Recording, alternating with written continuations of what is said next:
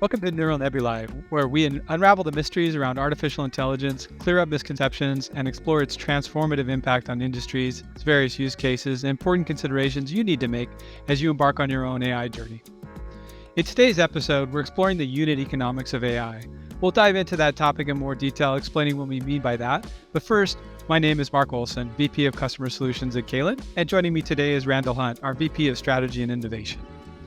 With that, let's get into it. Hey, Randall. Good to see you. This is something that I asked to talk about because I think it's really interesting. Indeed. So maybe we start by baselining it, right? I think it sounds like a technical term. It sounds like it might be a college course, maybe at the 300 or 400 level, perhaps, right? So when you say unit economics of AI, like what does that embody for you? To me, I think about SaaS companies and the way that they run, and they run in margin-sensitive industries. So how do I, as a business, make sure the R&D effort that I'm doing, the cost of what I'm, delivering on behalf of my customers is still resulting in a profit? And because Gen AI is nascent, I think the unit economics of it are not well understood yet. And there's a lot of levers, there's a lot of variables, but the core kind of math is still something that we can reach if we can dive deep enough. So I thought it would be fun and interesting to explore the various ideas and variables and levers that we can pull in the unit economics of generative AI. Makes sense. So in effect, it's like a return on investment conversation. It's just very specific to the particulars of AI. Yeah, it's the ROI of the training, it's the ROI of the inference, it's the ROI of the customer value delivered. So yeah, it's a lot of different options available.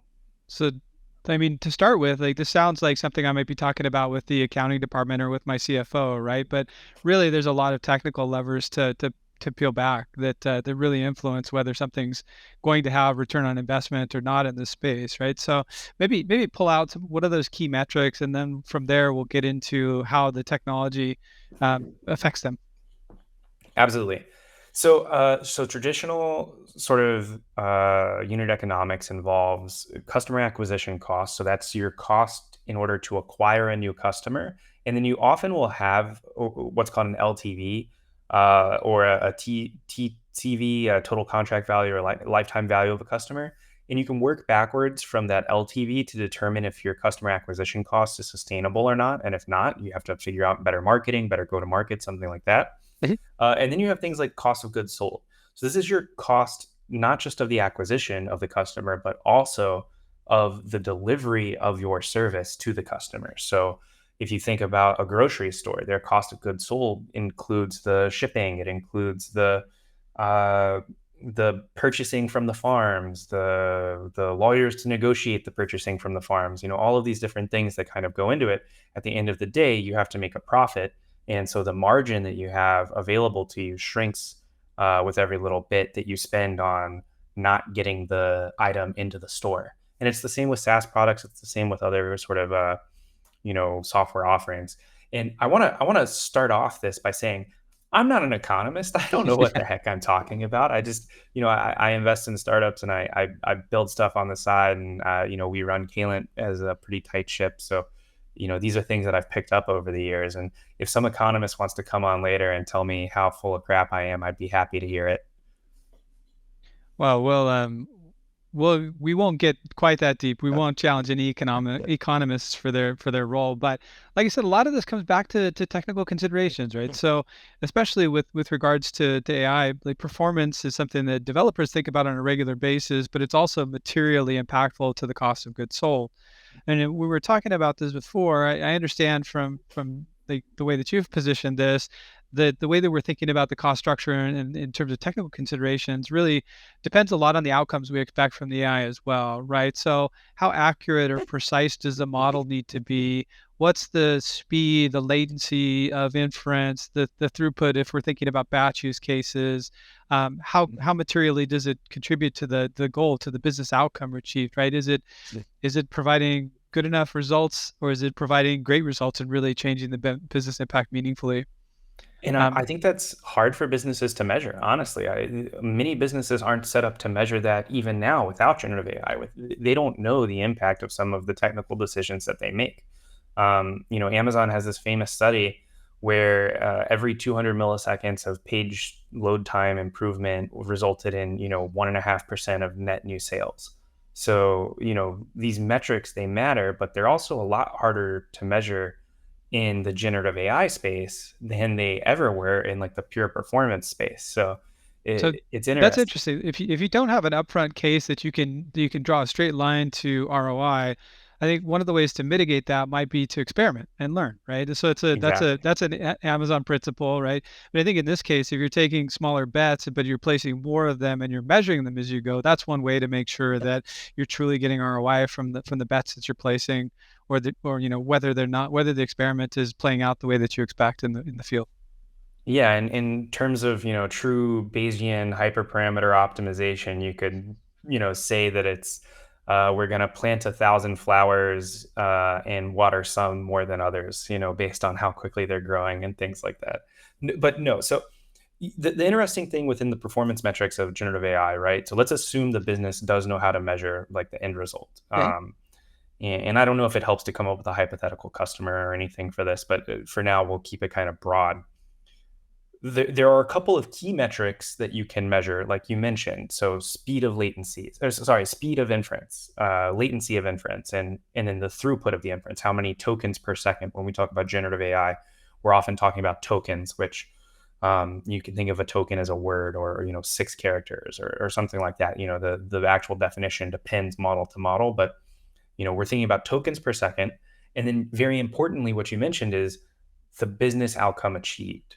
So, is the business outcome customer retention? Is the business outcome customer acquisition? Is it customer education? Is it whatever the business outcome of that model or that inference is? Are you achieving it?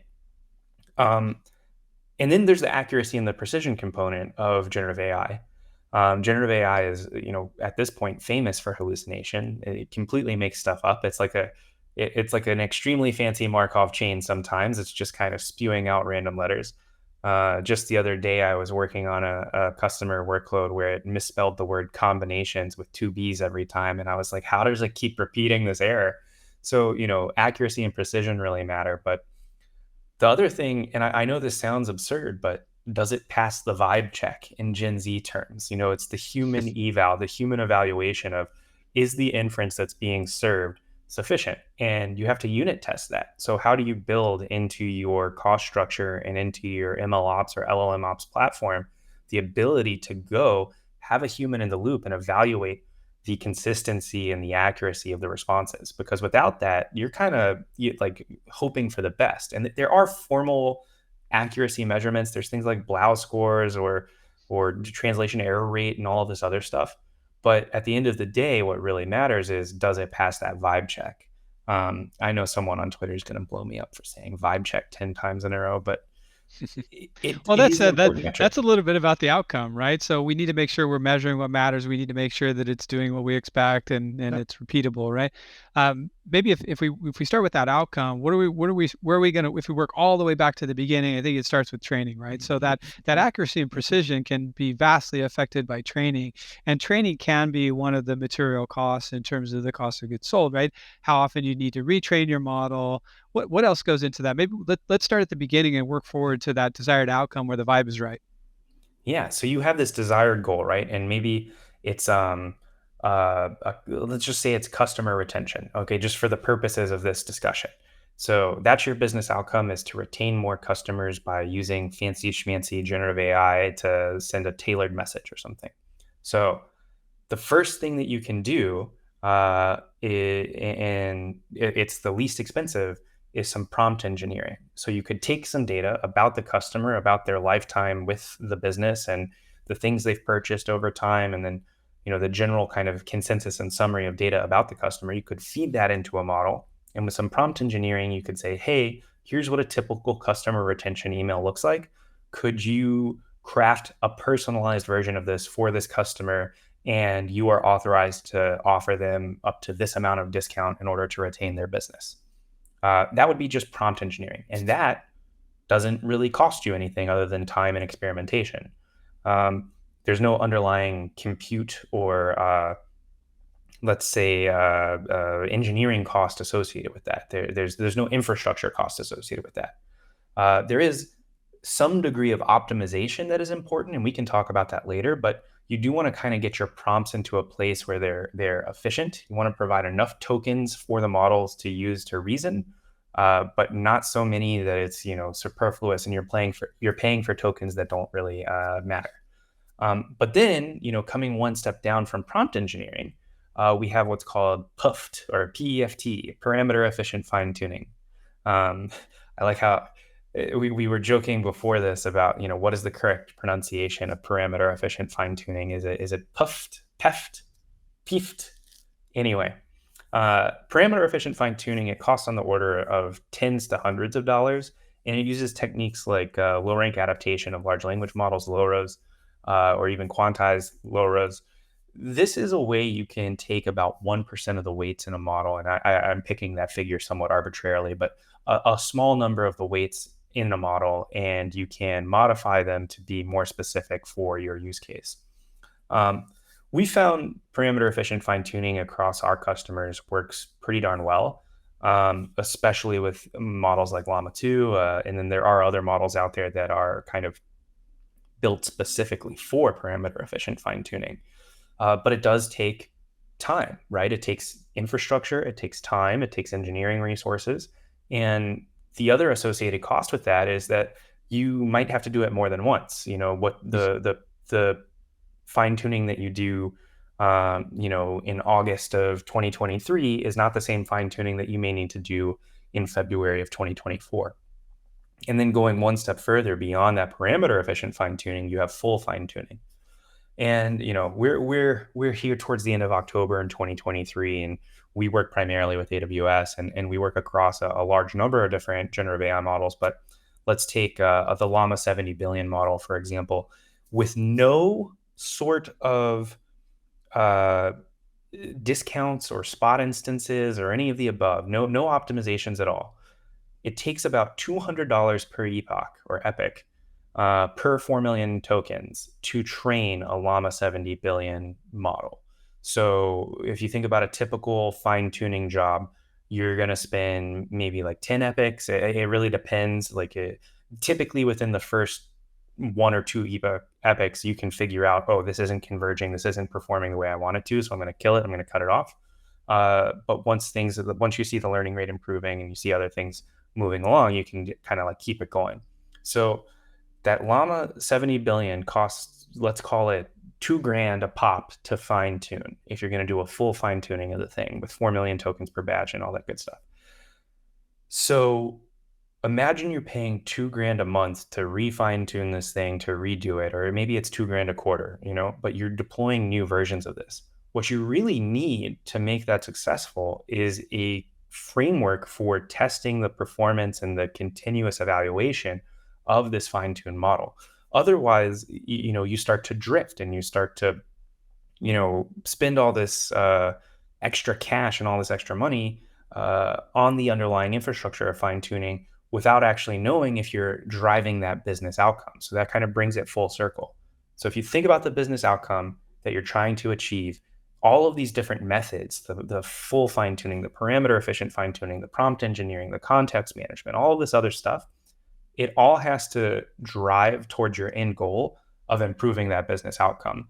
And being able to relate the things together is often what we end up doing here at Calent, where we're kind of helping customers understand from an LLM ops or an ML ops approach, how do I relate all this together? How do I get my framework in place for experimenting and building these things? I mean, that's a lot to consider. So there's definitely phases that you go through as you understand your use case better and what's really going to drive the incremental performance of the model. Whether it does, like, if it takes a tuning fine tuning more often, if it takes just better inputs on the retrieval augmented generation. There's a lot of levers to press, and just being aware of them is the first step.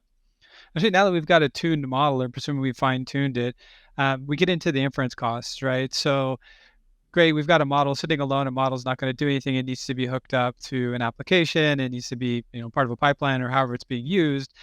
There we get into a couple different considerations, right? Which is the primary one of which is like, what does the compute situation look like? Are we using serverless or are we using stateful compute for that?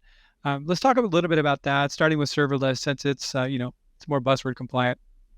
So, I mean, for serverless workloads at this point, I strongly recommend just going with Bedrock. The advantage of using Amazon Bedrock for serverless inference and the number of models that are open to you is strong.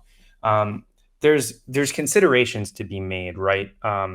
Even with all the fine tuning in the world, and one thing I'll point out about fine tuning is that you can occasionally lose generality in the models. So let's say you overtune and overfit the model, you might hyper focus that model on just the one specific use case you're trying to solve, which could be desirable. And sometimes people will take those hypertuned models and combine them all together. But let's say you're using, serverless inference, right? You are basically paying the compute cost and the network cost of taking the query from the user, which is negligible, and passing that into, let's say, Amazon Bedrock, or even other sort of APIs, passing that query. And if you're using retrieval augmented generation, which is really helpful for preventing hallucination, maybe you're passing some additional documents that you've done through an imperative query. Like if you're querying RDS, or you're querying Kendra, or you're querying one of these vector stores, whatever, that's a whole other thing. You're taking all of this context, you are passing it into one of these APIs, and you are asking for it to synthesize a response and make an inference and return it back. And then your whole job as the Lambda function, the serverless Lambda function that's executing, go and send that back to the user. So when you think about serverless inference, you have to consider throughput. If you have tens of thousands of users doing this simultaneously, then you're actually better served by stateful compute. And now that's with the caveat that there's a significant DevOps tax to pay when you're running your own compute. Like if you're running this stuff on EC2 or ECS or EKS, you are paying a certain DevOps tax to maintain all of those underlying instances. Even with SageMaker, there's a minor DevOps tax to pay. Whereas if you're just going out to Bedrock and making the inference, boom, done. I don't have to care. I don't care about the scalability. I don't care about anything. I can knock the service over if I want. Their AWS, they just scale endlessly.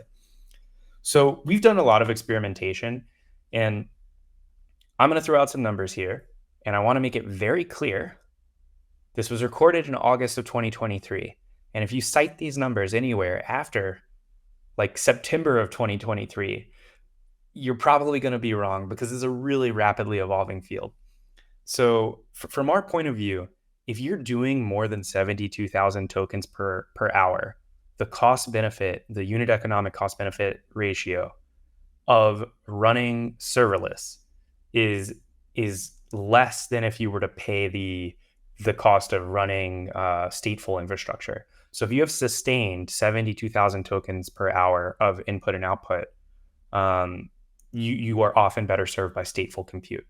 Now, again, huge disclaimer, all of this is subject to change. I think the one thing though that's not subject to change, right, is the fact that there's always going to be a break-even point. So the serverless solution is going to be cost effective. Yeah. When you think about, even if you think about just the cost of compute, that serverless approach is going to be cost effective for a certain range of values. If you've got, for some reason, a wildly expensive or a wildly cheap DevOps team that can, that is managing your stateful compute, that's really going to be a major factor in moving that bar as well. So that number really is dependent on, having Randall maintain your EC2 infrastructure. Like he's a very, very, good practitioner. And so he's optimized. It doesn't take him much to maintain the stateful solution, but mileage may vary. So that's why it's like, it's really a multivariate, it's a calculus equation. It is not arithmetic to figure these things out, but those are things that we need to bring in as well. Yeah. There's some other areas that, go ahead. I was going to say, one of the things we've been recommending to our customers is, if you have a lot of batch throughput that you're loading into a vector store. So let's say you have an embedding. I think the Amazon Titan embeddings are like 784 dimensions. And then there's Hugging Face embeddings that are, 300 some dimensions.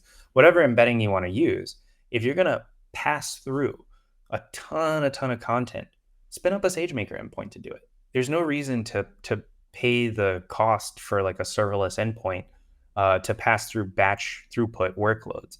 The SageMaker endpoints, you're still sending it down to some downstream vector store. So spin up a persistent compute to do the initial batch import, and then use Bedrock or other services for the subsequent like real-time import or real-time net new indexing. I mean, there's a reason that cost optimization's been a well-architected pillar since there's been a well-architected framework, right? As we need to always be thinking about like how that runs in the real world, and this is just peeling the onion on how this would apply to AI. I think beyond, like, we're not going to be able to get into all the details of that, but for the audience, like, also thinking about software and tools licensing, are you using a proprietary model or proprietary tools that play into this? What do the research and development costs look like? So can we speed up that data scientist workflow by using something like a Bedrock where there's nothing to manage and they don't have to worry about that? Or, do we have other ways to make sure that we turn that research and development loop more quickly? Because that can produce savings downstream, as we talked about in inference. Like if the inference is more performant and we're doing a significant amount of it, then spending the R&D time to bring that cost down is really useful. And then, of course, they really figuring out the full breadth of the equation involves salaries, infrastructure. In advanced organizations, it may include sort of the costs of facilities and things like that. But it's certainly like if you just stick to even if you just stick to the team, their time, and the services consumed, there's plenty of variables to factor into the unit costs. Now that we know sort of the factors that are going into the cost, Randall, like how would you start to save costs? I mean, we sort of brushed on some of the topics, but what does that loop look like where you're trying to optimize for your startup as you're getting to profitability, or as you're balancing your P&L in a large organization? So, Mark, you and I have talked about this a lot, is what does that loop look like? And, I like to think of it as experiment, build, deploy, get it out there, get some real usage, optimize, and then repeat. So, when you're in the experimental phase, you're just plugging things together. There's no real usage. You're just sort of playing around. Then you're in the building phase. You're making this thing robust. You're adding caching. You're inserting Redis somewhere in there so you don't send the same queries twice. So you're not paying all this extra compute. You're doing all kinds of other kind of hardening things, a WAF, in front of the endpoint to make sure people aren't spamming it, security controls. And then you get to the deploying.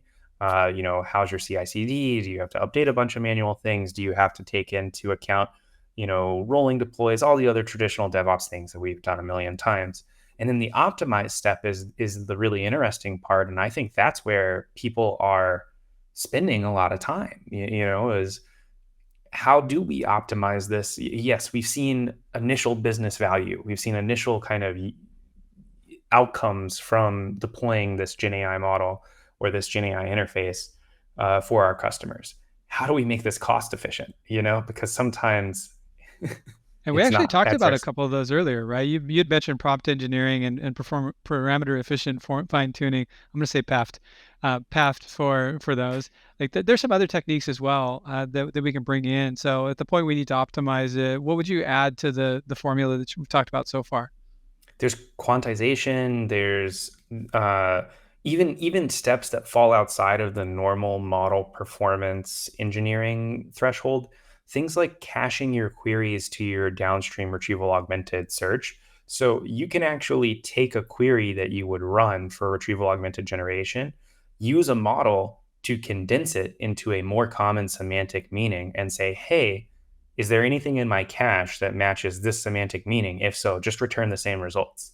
And then additional optimization where you combine results from vector stores and more traditional stores. So if you're searching for a string literal and you can have the model transform the query output to say, hey, find me everything that contains this string literal.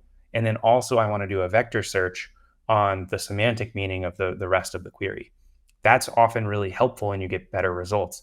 I think there was a paper that was just published about the combination of vector storage and traditional storage in order for returning for retrieval augmented generation and the quality of the results. Yeah.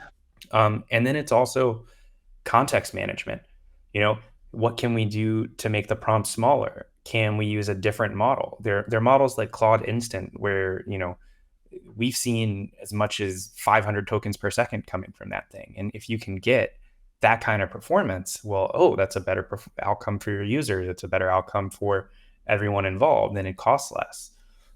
So there's a lot of different things that you can do. And, the end of the day, you want to return the minimum, you want to give the model the minimum amount of information necessary to create the response that drives your business outcome. Makes sense. And so that's about optimizing the context window. Just to rewind a bit for those that aren't steeped in generative AI and thinking about it every day, quantization. So essentially, with quantization, you think about that as using a lower precision data type to build the model, right? So if the model was trained in 32-bit floating point, you might quantize down to an 8-bit, or even there are some models that are smaller than 8 bits, so that you're taking, a quarter of the space, quarter of the memory, more or less. That's obviously not that it's not a linear reduction, but quantizing those models does significantly shrink it at not this, like, it's not taking the same accuracy out of it that you would think for being 4 times smaller. Because at the end of the day, it's the aggregate weights that are activated. So if you remove a little tiny bit of accuracy from a large number of weights, you still have the general topology remaining the same. And there are other techniques like pruning. So you can find sort of orphan leaves within the network, and you can say, oh, there's very little chance this will ever be reached. So we're going to prune it. We're going to take it out. That removes a little bit of stuff that has to be kept in memory. So it's a lot about memory management, video memory management. One of the things in quantization that's really powerful is, let's say you have an FP32, a floating point 32, and you go down to say an FP16. Well, the same set of instructions that are hardware accelerated in a GPU, you can now put into the same kernel. Or let's say you're not even using a GPU. Let's say you're using an AWS Inferentia instance, like the Inf2 instances. You can now put more of those numbers into that same buffer and run the same hardware accelerated instruction, but you get more of your result through. And then Makes there's sense. also optimization techniques around batching. So kind of understanding the topology of the network that you're talking to, or the model that you're talking to, and using techniques like continuous batching or other sort of mechanisms, you can really improve the throughput of these models. With continuous batching on one experiment we ran, I think we got like 8x throughput improvement just by changing the batch size. And so there's a lot of levers to pull, to tweak in terms of tuning. So far, we've essentially talked about the cost side of the equation, right? So the idea of return on investment, you're thinking about how does that accrue to revenue, or how does it reduce costs in other ways? So maybe we talk about that first, with the idea of net new and novel revenue streams and how people are realizing those, and then also from there the topic of cost avoidance on the other side of the balance sheet. So the cost avoidance one is one I definitely want to come back to. But in terms of net new revenue streams, the way that I think about that is, how do you take into account the the it's not necessarily a whole new revenue stream, right? It's often about improving the efficiency of the existing revenue stream. Because yes, there are going to be a subset of companies that are able to generate entirely net new revenue from generative AI. Imagine the concept of like a dating app, right? Instead of each human going and writing a million different messages to a million different humans, the AIs just analyze your profile and they start dating for you, and then they tell you when they think you have a result. So that would be a net new revenue stream. That's a whole new company that you could build that would have been harder to build prior to generative AI. Um, but what's really interesting is the efficiency improvements that it unlocks. There's all these great studies and stats from McKinsey, right, that talk about how there's going to be so many trillions of dollars of efficiency improvements that are out there in the next several years. At the end of the day, I think generative AI is basically like the invention of the typewriter. Instead of having to hand write everything a million different times, if I can now go much faster. I can, or maybe it's the combination of the typewriter and the copier. I can move a lot faster than I was able to back when I had an ink and quill. So that's what it is for me in terms of revenue streams. It's just an improvement on my margins. Yeah, it makes sense. It's like the weaving loom, or there's a few examples of transformative things, like the power of hydropower, as that was added to mills. It didn't change the fundamental work, but it changed the efficiency of it.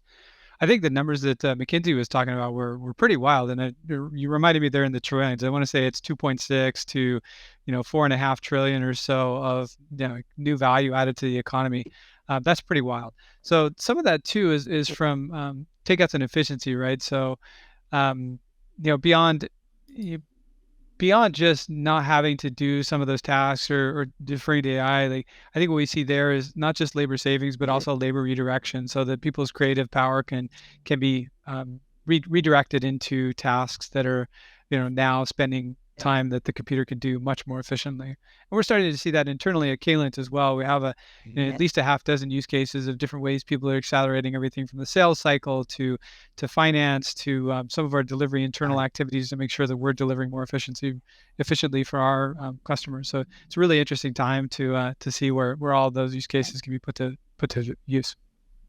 I'm loving it, and I use tools like Code Whisperer on a daily basis, and I'll ask Claude V2. I don't write my own Bash scripts anymore. I write a quick description, and then I ask Claude V2 to write the Bash script for me, so that I don't spend an hour slamming my face across the keyboard in frustration and disgust about the fact that I introduced a space between the equal sign. But speaking of that sort of frustration, I think that lends itself back to cost avoidance. So. Uh, there's a customer that we were talking to that had, I think it was 55,000 lines of code that were regular expressions for parsing unstructured text. So I like to think of legacy. I think Greg Hock says that legacy software is software that makes money, but you don't have to touch it.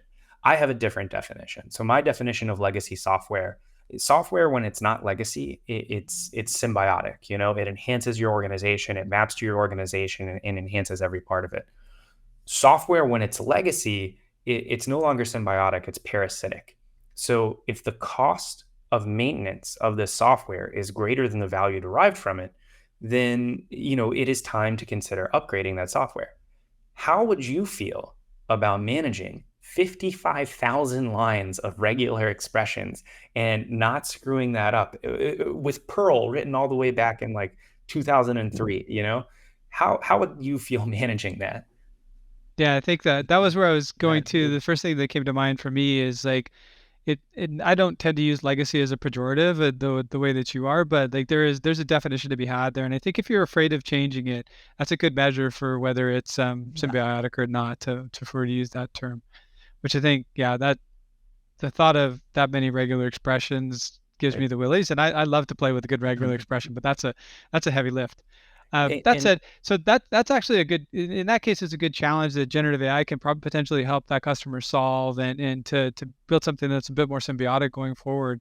But I wanted to take from there in terms of a particular challenge, and then like think about that as generalize that to the challenges of really achieving the positive unit economics at scale with AI. Like, what do you see as some of the barriers that customers need to think about and that we can help them overcome? but just to dial in on that one particular example, you can replace 55,000 lines of regular expressions with a single call to say Bedrock or to another model. That's one line of code to maintain in perpetuity versus 55,000 lines of code to maintain in perpetuity. So the cost avoidance there is that you no longer have this huge hunking code base that you have to maintain. There's other forms of cost avoidance too, but we can kind of talk about those in another kind of session. I think going back to your question of like, what are the barriers? I think there's two primary drivers for generative AI right now. They're both fear based. Well, in my definition of fear, one is fear of missing out, and the other is fear of having your business disrupted. So I think the cost barrier that's hardest to overcome is if you're thinking about training your own model or building your own model. Like it's literally millions of dollars. So I would strongly advise the gross majority of businesses against taking that approach. It may be right for maybe a couple niche use cases and a couple of companies that have a wide breadth of customers. It's not going to be right for the majority of businesses. So the high upfront costs that are associated with generative AI are often seen as a barrier. But I'm here to dispel that myth. Like you can get started much more easily. You don't have to go and train your own model. Like you can start out with just experimenting with prompt engineering and things like that, and you're sort of off to the races. The other thing, and this is a very valid concern as opposed to the myth that we were just talking about with the high upfront costs, this stuff changes every day. So listen, you and I are steeped in this. We do this day in, day out. I would not describe either of us as an expert on this topic. And I think anyone who claims that they are an expert on this topic, with the exception of like Alex Graves and a couple other, PhDs out there, they're probably selling you something. Like anyone who claims they're an expert in this when it's so rapidly evolving is not really correct. If they say they're continuously learning and like absolutely experimenting with it, and they have some empirical results to show you based on the current point in time, like earlier today, how we were talking about, hey, there are the costs right now. These are not going to be Yes, sir. valid in another couple months. Anyone who says it like that, I'm inclined to trust them because they're recognizing that this stuff is changing very quickly. So there's Yeah. some things that you can do to defend against the kind of potential obsolescence. But the biggest thing there, right, is just don't push your chips all in on any particular technology today. Make sure you preserve optionality, somewhat in the way that like AWS's Bedrock has taken and allowed multiple third-party models in the same way with SageMaker. Like that's a good way to hedge your bets. Like the best model today, I can assure you, will not be. That's one thing I can say with certainty. The best model today is not the best model at some point in the future, potentially the near future. It changes on a week-to-week basis in some cases. So that absolutely makes sense. Is like given the rapidly changing landscape, don't go all in on any one particular. Like, understand that there's some valid patterns like retrieval augmented generation. They're gonna allow you, but even there, you may want to change which embeddings model you use, and definitely be able to change the LLM that's backing it. So that makes sense. And then, I mean, ultimately, like those are pretty big challenges, but those are mitigable with experiments and with optionality, right? So I think some of the barriers really are perception, people learning a little bit more about where we are with the technology and how we can make sure that we mitigate some of those obvious challenges, right? Absolutely. And then, the balance between customization and scalability is another large issue. And, you know, how do you build out that framework, right, for constantly evaluating and experimenting? And then the one thing I'll kind of close with on this topic, and, we've talked a lot about the various costs and everything, and I'd love to turn this into a blog post with some hard numbers at one point, but the most common mistake that we see customers making is not considering the interface by which they're providing their generative AI solutions. So just slapping a chatbot on the bottom of your website, you're not going to get the outcome that you want, and you're not going to deliver that business value. So we've come back multiple times talking about the business value, the business outcome that you're trying to drive, working backwards from that to derive the technical deliverables. So if you work backwards from the business outcome you're trying to drive, and your technical deliverable is a chatbot that you slap in an iframe on the bottom of your site, you went wrong somewhere. What you really want to do is find a way to enrich the context of the inference that you're providing. So of the query that you're providing and the result that you're providing. And there are a ton of different ways of doing that. Like, where is the user in the interface? What are this user's permissions? What are their roles? How do we go and generate something that's immediately relevant for them? And that's just kind of user-facing outcomes. I mean, there's all kinds of other stuff you can do. So labeling data and transforming unstructured data into structured data, all of these things, you have to consider what the downstream consumable interface is. Yeah. And so the original paper was, for transformer architecture, it was attention is all you need. I'm waiting for somebody to write a paper called "The Interface is All You Need." Well, to some degree, that's exactly it, right? Because nobody's showing up for the technology. They want the interface to be magic, and the fact that it happens to use generative AI under the covers look fantastic. But that's an implementation detail that your end users aren't necessarily concerned with. Other than use cases where we're talking about accelerating internal technologists who absolutely know what's under the covers, like sure, but it's still like the interface to that. When you're talking about the data generation use cases, like that matters too. Make it easy to use. No, I think that's a wide-ranging tour through the unit economics of generative AI today. I think it's a really interesting conversation. I think the big thing is really like at the end of the day, for those of us that need to update a board or for whose leadership needs to update a board of directors, they really need to be able to show positive return on investment. So understanding the unit economics is like how did we get here? Why are we spending money on generative AI? What is the outcome we're trying to drive? And are we? like let's define it and measure it is relatively straightforward and sounds simple, but there are a lot of components to it that you can optimize.